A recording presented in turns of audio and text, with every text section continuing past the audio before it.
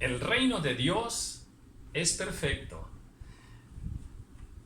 Ha sido diseñado por un Dios perfecto y le ha dado una estructura sabia que le permite permanecer y permanecerá por siempre. En la dimensión espiritual, el reino de Dios realiza un trabajo día a día. Mi Padre hasta ahora trabaja, dijo el Señor, y bueno, allá hay ángeles, arcángeles, serafines y demás, y haciendo trabajo para Dios en la obra del Señor. Y terrenalmente hablando, el reino de Dios pues, también está representado por la iglesia, a la cual nosotros pertenecemos por gracia del Señor, y Dios nos da la maravillosa oportunidad de trabajar en su reino, y ese es un privilegio. Y bueno, he titulado esta tercera lección: es necesario ser discipulado. Así está en el diseño de Dios.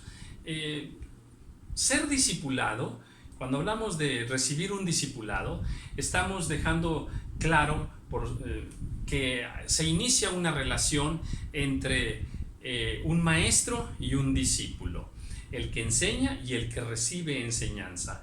Para mí en lo personal fue muy hermoso toda esa etapa de cuando vine al Señor, y hombres de Dios me amaron y me acogieron y hicieron un proceso espiritual en mi vida, me limpiaron de muchas contaminaciones espirituales y trabajaron en mi vida con mucha paciencia, y poco a poco fuimos entendiendo el reino de Dios y dando fruto para el Señor. Y a esos maestros los recuerdo con mucho cariño. Que Dios los bendiga a todos ellos. Entonces, sí, en el plan de Dios está que maestros del Señor discipulen a otros creyentes y así ir perpetuando el reino de Dios a través de las generaciones.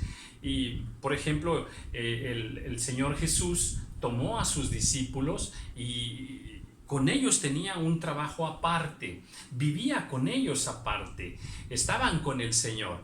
La Escritura dice que cuando el Señor escogió a sus discípulos, dice, escogió a 12 para que estuviesen con Él. Mire, en primer lugar, para que estuviesen con Él. Cuando Dios nos llama es para que estemos con Él, para que lo conozcamos, para que nosotros entendamos su obra preciosa. Y bueno, y ahí mismo dice, y para enviarlos a predicar.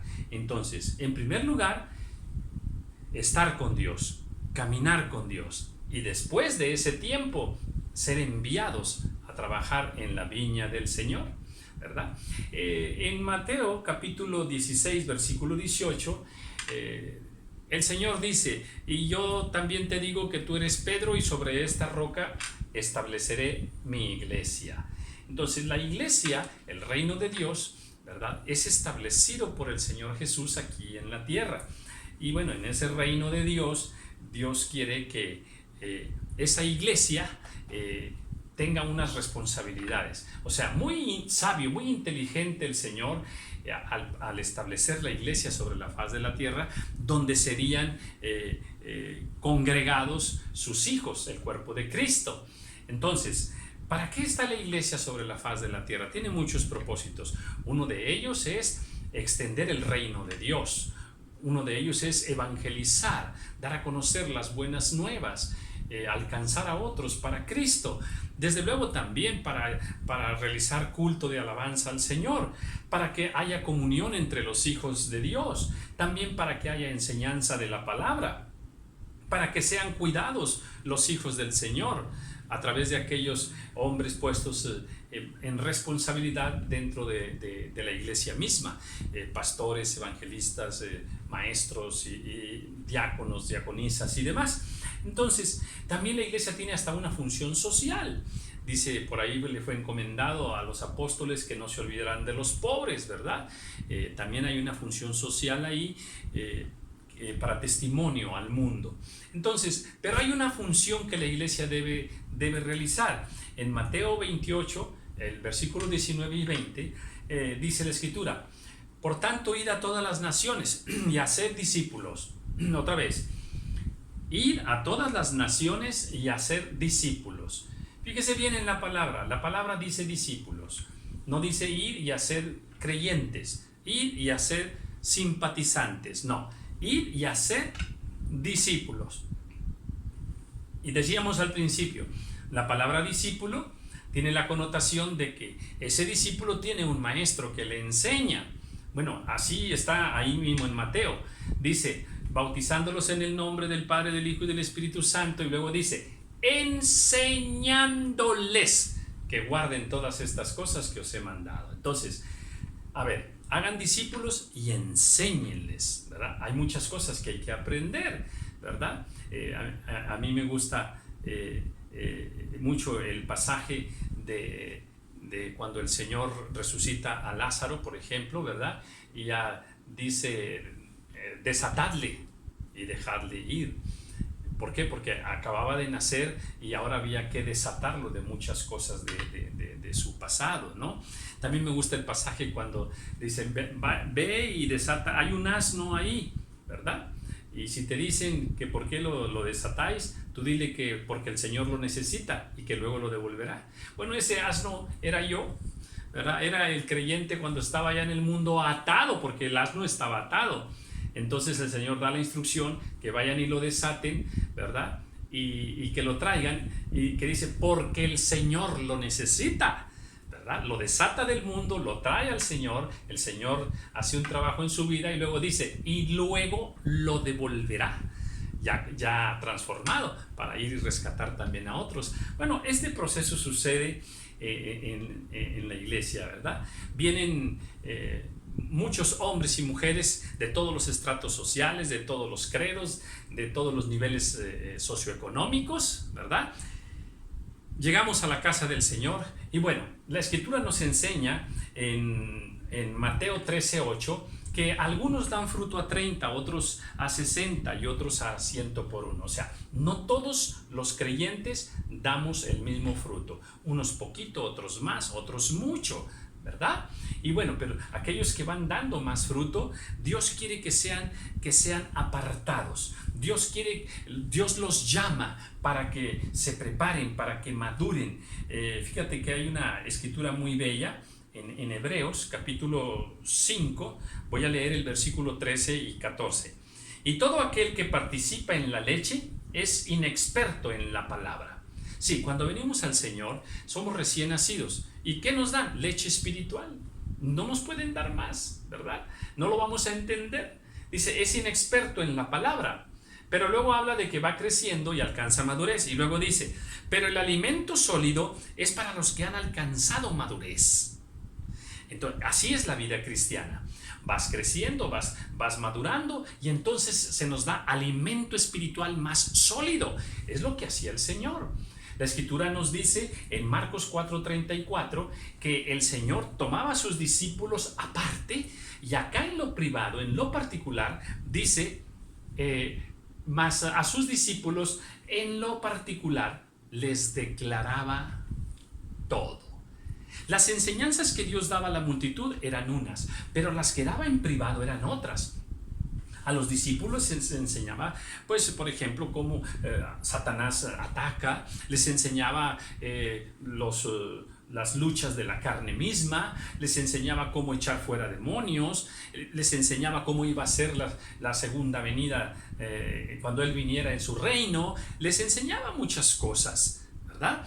Pero eso es lo que tenemos que hacer con aquellos discípulos, aquellos hombres y mujeres que quieran servir al Señor. Hay que tomarlos aparte para darles un alimento más sólido. Ahora, ¿quién les va a dar ese alimento más sólido? ¿Quién lo va a hacer? Bueno, esto también está previsto en la palabra del Señor. Por ejemplo, en Tito, capítulo 2, versículo 3 y 4, ahí dice que las ancianas, ¿verdad?, enseñen a las mujeres más jóvenes y les dice allí algunas enseñanzas que las ancianas fieles que aman al Señor, ¿verdad?, que están en el cuerpo de Cristo, que son de testimonio, pueden enseñar también a otras mujeres ahí en la casa del Señor. Y en Efesios capítulo 4, versículo 11 y 12, ahí nos dice que Dios estableció dentro del cuerpo de Cristo pastores, apóstoles, evangelistas, maestros, dice, a fin de perfeccionar a los santos para la obra del ministerio. Entonces, sí, lo que está establecido por Dios es que dentro del cuerpo de Cristo hay hombres y mujeres fieles, sabios, ¿verdad? Que aman al Señor y que tienen ese don dado por el Señor para enseñar y preparar también a otros creyentes, ¿verdad? Y así de generación en generación. Esta generación prepara a la nueva generación que servirá al Señor. Y así ellos prepararán a la siguiente generación, como nosotros fuimos preparados por otros siervos del Señor. Qué perfecto, qué maravilloso es el plan del Señor. Ahora, mire, el cristiano que recibe discipulado, ese cristiano va a ser un cristiano fuerte, va a tener un crecimiento rápido, va a dar un fruto rápido, va a dar un fruto que glorifica al Señor. Ese cristiano va a entrar en una madurez espiritual. ¿Por qué? Porque el conocimiento de Dios lo va a fortalecer tremendamente, espiritualmente. En la parábola de la higuera que no daba fruto, dice, oye, mira, aquí está esta higuera que no ha dado fruto, vamos a cortarla ya. ¿Por qué? Porque no da fruto. Entonces dice, bueno, mira, no la cortes todavía, déjame trabajar en ella, déjame abonarla, déjame cavar alrededor, déjame echarle agüita, déjame cortarle ahí, ¿verdad? Voy a hacer un trabajo espiritual en esa higuera y vas a ver que va a dar fruto. Entonces, pues ese es el trabajo que hacemos con los discípulos del Señor. Otros trabajaron en nuestras vidas, alabado sea el Señor por eso, nos cuidaron, nos enseñaron y bueno, nos alimentaron espiritualmente, nos levantaron cuando nos caíamos y demás, ¿verdad? Y bueno, y gracias a ese trabajo, aquí estamos glorificando el nombre del Señor. Entonces, el cristiano que es discipulado, ¿verdad?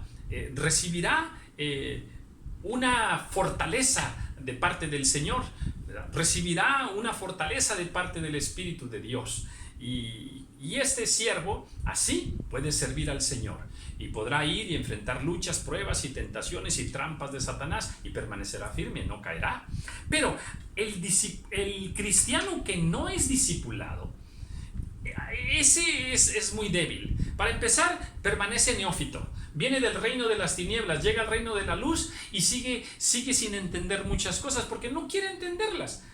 No quiere dejar muchas cosas de la carne, ¿verdad? Es de doble ánimo, a veces viene a la iglesia, a veces no viene, no gobierna bien su casa, no quiere quitarse algunas cosas del mundo, ¿verdad? Está enluchado con muchas cosas. Ese cristiano es un neófito. Y la Escritura dice en Timoteo que para poner a servir a algunos siervos, dice que no pongamos a un neófito, porque ese neófito va a hacer daño. Y se va a hacer daño a sí mismo. ¿Por qué? Porque él no ha entendido lo que es el reino de Dios. Le falta mucho conocimiento, le falta mucha entrega, le falta mucho amar más al Señor, conocer más al Señor. Entonces, pues sí, eso es lo que pasa con los cristianos que no reciben un discipulado. Entonces, no hay que ser improvisados, así nada más de quiero servir al Señor y me lanzo a servir al Señor. No es así, no es así. Tenemos que tener una cobertura espiritual, tenemos que tener un apoyo espiritual, ¿verdad? Bueno, ahora, lo que yo le quiero decir también es que en Tito capítulo 2 versículo 2, ahí habla también, dice, mira, escoge hombres fieles que sean idóneos para enseñar a otros. Mire qué palabra tan bella. Hombres fieles, hombres sabios, hombres que amen al Señor, que teman al Señor. Bien, esos son los que pueden servir en la obra de Dios. Así es de que, a ver, ¿tú quieres servir a Dios?